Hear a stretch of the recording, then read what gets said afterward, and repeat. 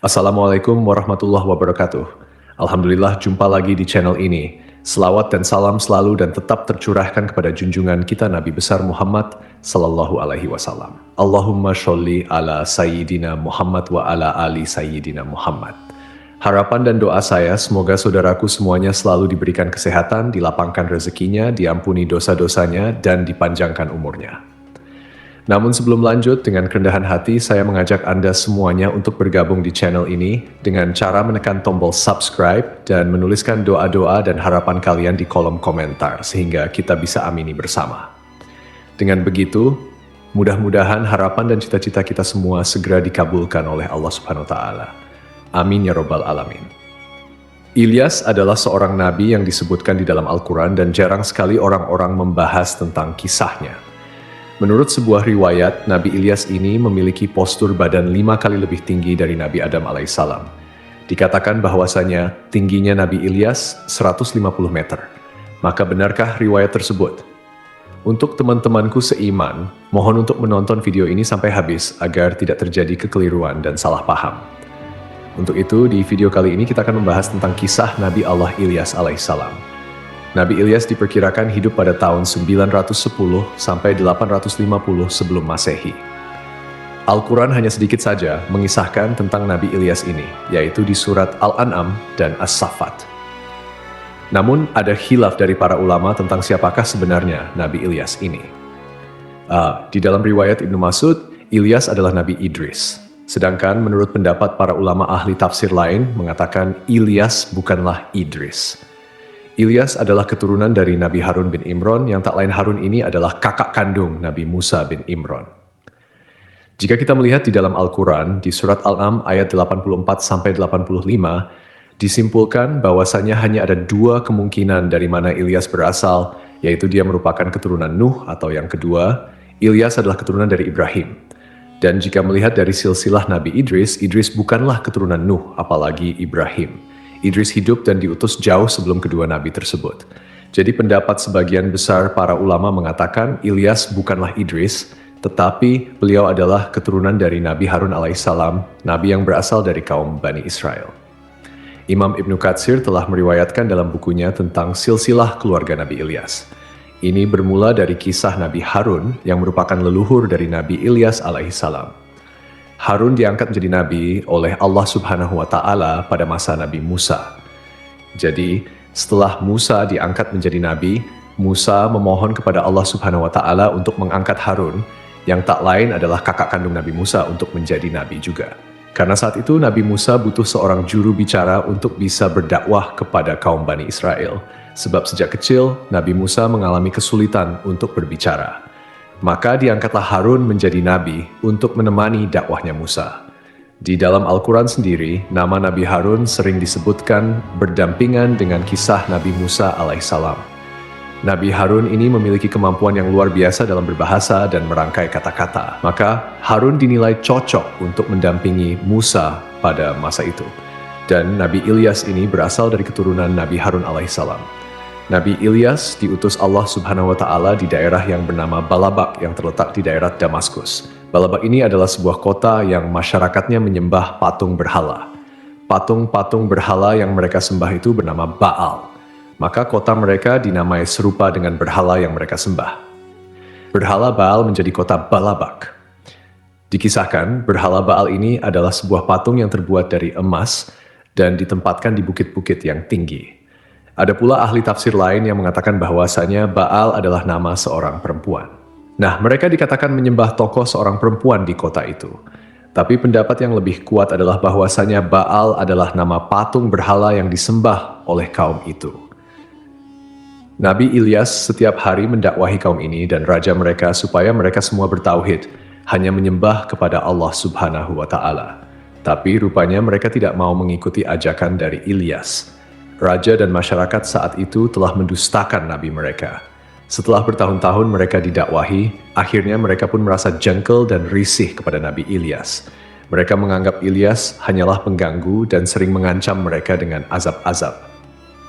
Ada suatu ketika anak dari sang raja mengalami sakit yang tak kunjung sembuh. Raja pun berkata pada Ilyas, "Hai Ilyas, Menurutmu apa yang harus kulakukan untuk anakku yang tengah sakit itu?" Kemudian Ilyas menjawab, "Tanyalah kepada berhala-berhala yang kalian sembah, siapa tahu mereka bisa membantu." Raja pun sangat kesal mendengar jawaban tersebut. Hingga pada suatu hari, raja dan rakyatnya ketika itu bersekongkol untuk mengusir Ilyas dari negeri mereka.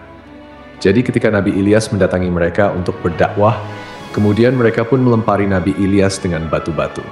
Nabi Ilyas pun tak pernah gentar dan takut untuk terus berdakwah kepada kaumnya supaya mereka tidak tertimpa azab dari Allah Subhanahu wa Ta'ala.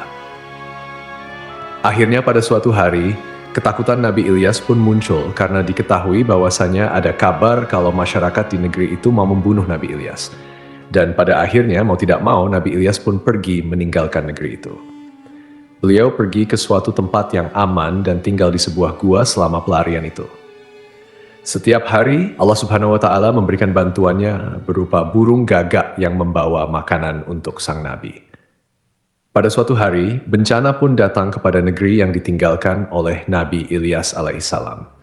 Jadi ketika itu di negeri Balabak ini terjadi musim kemarau yang luar biasa. Dikisahkan musim kemarau itu terjadi selama 3 tahun berturut-turut. Tak ada hujan sama sekali yang turun hingga tanah pun menjadi gersang dan cuaca menjadi luar biasa panas. Penduduk kota Balabak yang tidak sanggup bertahan akibat kemarau itu, mereka mati satu persatu karena tak ada makanan dan minuman. Para penduduk negeri itu beranggapan bahwa bencana ini merupakan bencana yang ditimpakan oleh berhala Baal karena Nabi Ilyas telah berdakwah di negeri mereka. Kemudian mereka pun bersama-sama pergi mencari Nabi Ilyas dan mereka ingin membunuh Nabi Ilyas supaya musibah di negerinya segera berakhir. Akhirnya mereka pun mendapati tempat persembunyian dari Nabi Ilyas. Tapi saat itu Nabi Ilyas pun telah melarikan diri karena beliau tahu saat itu ada segerombolan orang dari negeri Balabak yang hendak datang ke gua di mana Ilyas tinggal. Nabi Ilyas pun terpaksa lari dengan cara menyusuri sungai hingga sampailah Nabi Ilyas di sebuah rumah tua yang kecil. Lalu Nabi Ilyas pun mengetuk pintu rumah itu dan mengucapkan salam. Pintu rumah itu pun dibuka oleh seorang wanita yang cukup tua. Kemudian Nabi Ilyas meminta izin kepada wanita itu untuk bersembunyi di dalam rumahnya. Wanita itu pun mengizinkan dan menyuruh Nabi Ilyas untuk masuk ke dalam. Rupanya di dalam rumah tersebut ada anak laki-laki, anggota keluarga itu sedang sakit parah. Karena merasa kasihan, Nabi Ilyas pun berdoa kepada Allah Subhanahu wa Ta'ala untuk mengangkat penyakit anak laki-laki ini. Tak berapa lama, atas izin dari Allah Subhanahu wa Ta'ala, anak itu pun sembuh dari sakitnya. Anak anggota keluarga yang sakit itu bernama Ilyasa. Nah, setelah Ilyasa ini sembuh dari sakitnya, hari-harinya diisi dengan belajar bersama dengan Nabi Ilyas.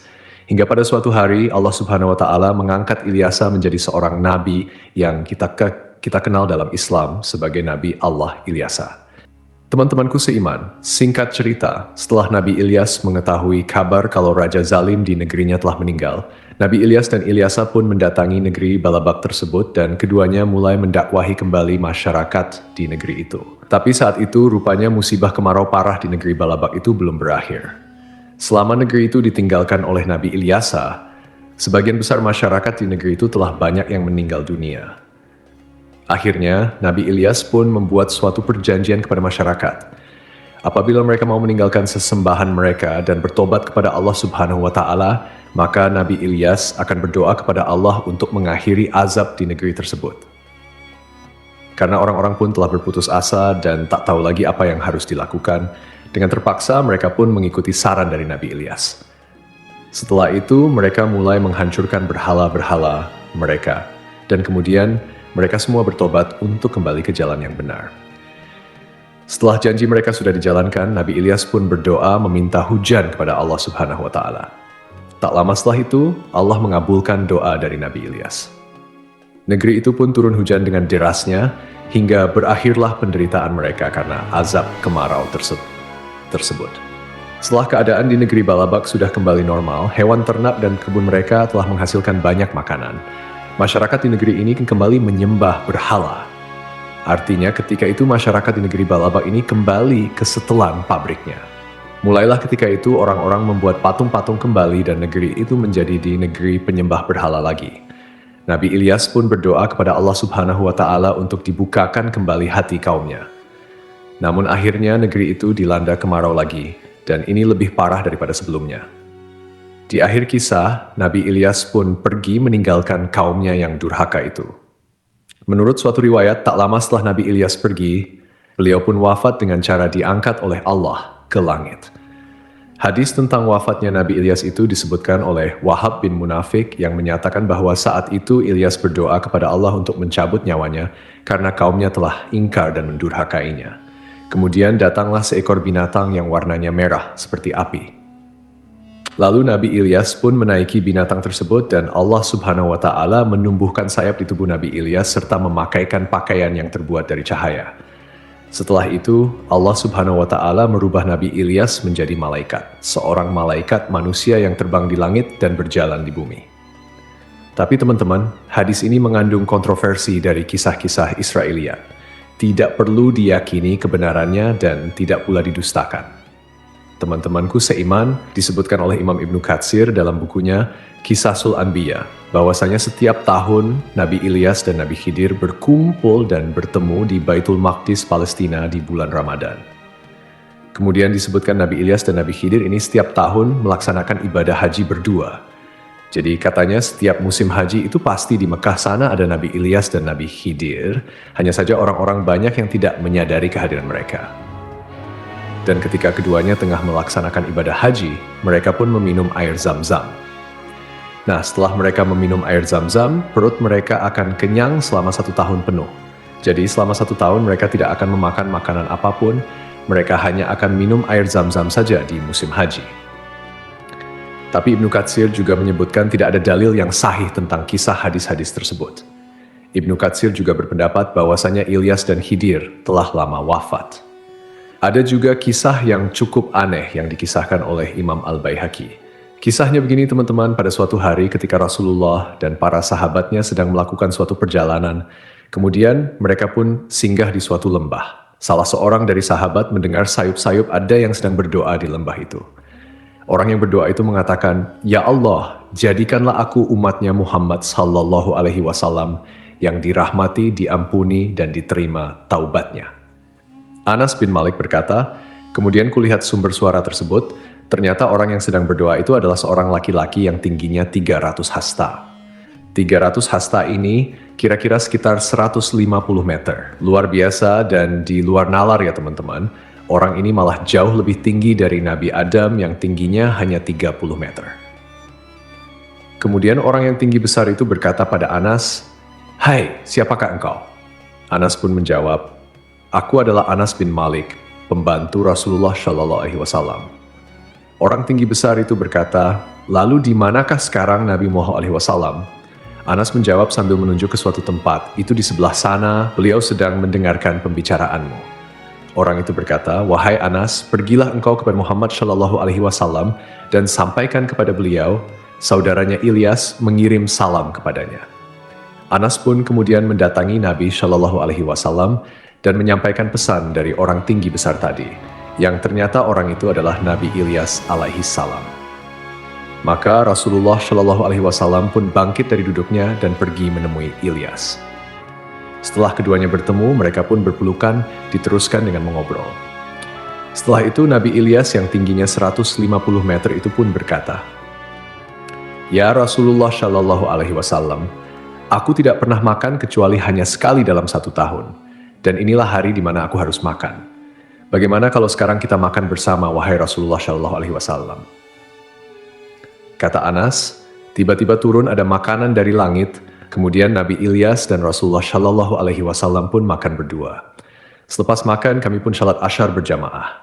Kemudian kami pun pergi melanjutkan perjalanan dan meninggalkan Nabi Ilyas di tempat itu.